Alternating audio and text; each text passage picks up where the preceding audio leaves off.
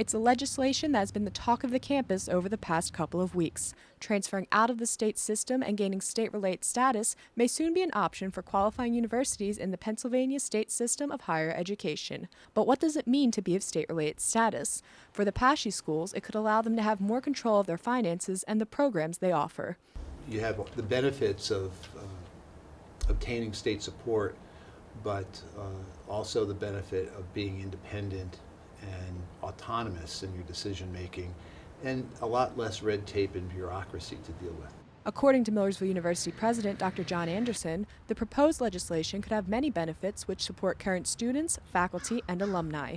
Blended programs, online programs, credit by evaluation possibly.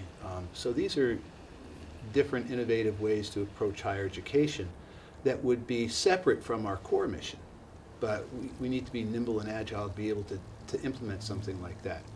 And when you are not part of a system, sometimes that's easier to do because you don't have the layers of approval and bureaucracy you have to go through. When you're independent, usually it's easier to implement some innovative and creative strategies. But there is a certain criteria that must be met in order to be considered. These would include having a student body over 7,000 students, reimbursing the state for certain assets, and running out current union contracts.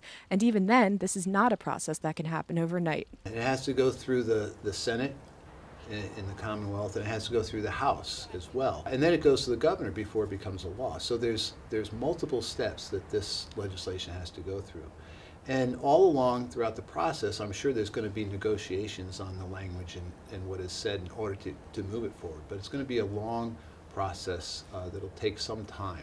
Currently, the schools who have state-related status include Lincoln University, Penn State, the University of Pittsburgh, and Temple. What many students are uneasy about is the large gap between the tuition of these schools and Millersville University.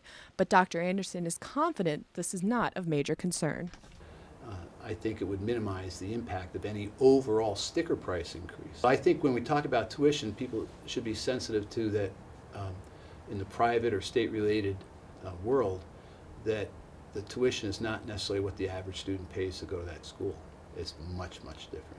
It's a legislation that'll take a lot of time and a lot of listening. But for the time being, Dr. Anderson urges all students to calm down and take a deep breath. He said that many discussions will be had and all details will be thoroughly reviewed before any decisions regarding this legislation are made.